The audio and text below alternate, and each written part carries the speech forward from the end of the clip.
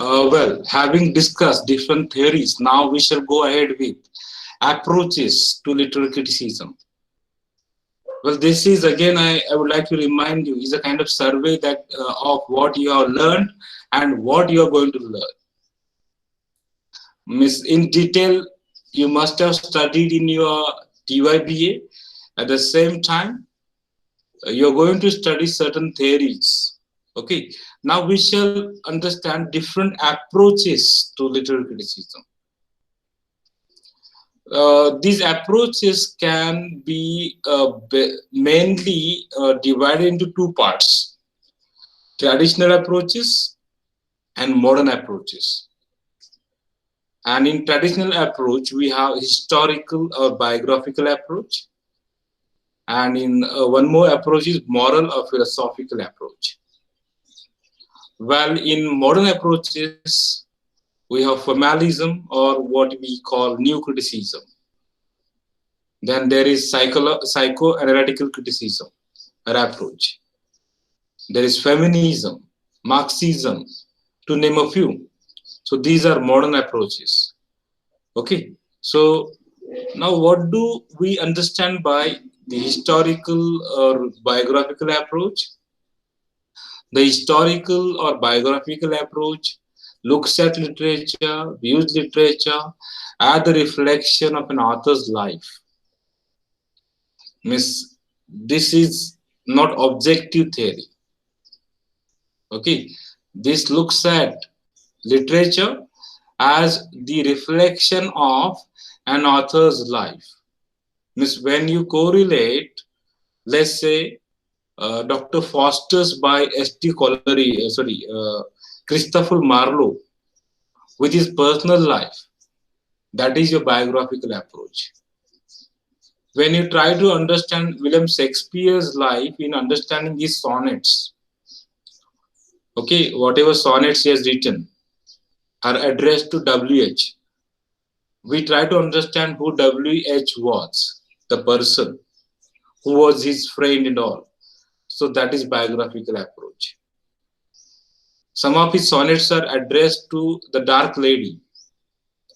When we try to understand who this Dark Lady was, then it is biographical approach. When you talk about Shakespeare's tragedies, such as King Lear, Othello, Hamlet, Macbeth, and we try to understand Shakespeare's personal life, what had happened during that period when he wrote these great tragedies, what had happened in his life, that is biographical approach. Okay, or sometimes it is necessary to know about the author and the political, economical, and sociological context of his times. So that is what biographical approach is. We try to understand the author's personal life, his political interests, or his political background, or the political background of that period. What made Shakespeare to write Julius Caesar? What made Shakespeare to write The Merchant of Venice? What must be the reason behind the character of Shylock? So all these are social, political, sociological contexts. Even economical issues are also taken into consideration. When we read, Charles Dickens' novels, must be knowing what is happening during that period. Industrial revolution was taking place. There was the problem of child labor. So all these issues were there. When you read William Golding, okay, then as well we take into consideration all these issues. Especially when you you must have read the novel Animal Farm by George Orwell. So you know it very well. If you don't know Russian politics, if you don't know Marxism, if you don't know communism, it may be difficult to understand Animal Farm. It will simply become the story, a story of animals. But when you know the background, you can associate, you can correlate the novel with Russia, with Russian politics of 19th century. Then it becomes easier for us to understand animal farm. So this is what biographical or historical approach is. Now, what are the advantages of using this approach in the study of literature? This approach is very effective for some works, for some writers, for some literary works which are obviously political or biographical in nature. Especially, I just mentioned Animal Farm. Or if you happen to read William Golding's Lord of Flies, and if you happen to read Kubla Khan, if you happen to read some other romantic poems, so the biography of the authors is very important. When you read To a Skylark, when you read Ode on a Grecian Urn, when you read Ode to the Nightingale, okay, so unless and until you understand the writer's background, it becomes difficult for us to understand the works properly. So there are many allusions. Allusions means it is a kind of literary device. An use of passing references means classical references are there, political references are there, references from Bible are there. When you read, for example, Paradise Lost by John Milton, there are biblical references.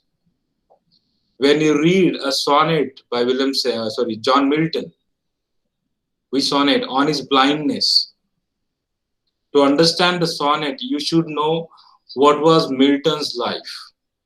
So this is how it becomes important to understand all these things in this approach.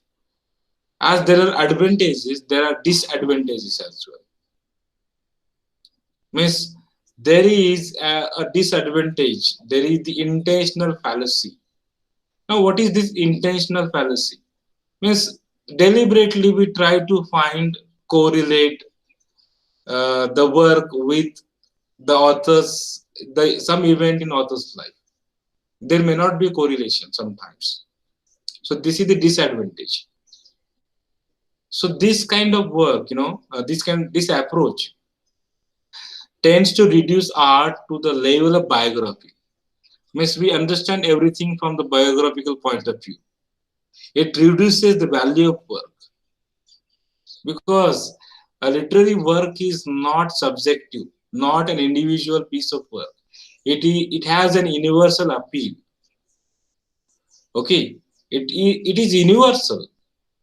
When you read Paradise Lost, it talks about the conflict between the good and bad. It is not simply about John Milton's personal life. So we reduce the importance, we reduce the quality, we term it simply as biographical. So that is the disadvantage of this particular approach. Okay. Now, when you read a book from this particular point of view, biographical approach, you should have these questions in your mind. This is a checklist of certain questions for historical approach. When was the work written? When was it published? To understand the political background. How was it received by the critics and the public, and why? What does the work's reception reveal about the standards of taste and value? So these kind of questions. What social attitudes and cultural practices related to the action of the word were prevalent during the time? What kinds of power relationship does the word describe? Does the work describe? Okay, to what extent does the work reflect differences from the ideas and values of that time? It is ahead of the time, or It is with time, so that can be understood. And there are certain checklist, means questions for biographical approach as well. What influences people, ideas, movements, events are evident. For example, when you read uh, Ode to the West Wind, you must be knowing that P.B. Shelley was deeply influenced by the French Revolution, French liberty, French freedom struggle, that is revolution. And the influence of French Revolution can be seen in his poetry. So this is how you can understand.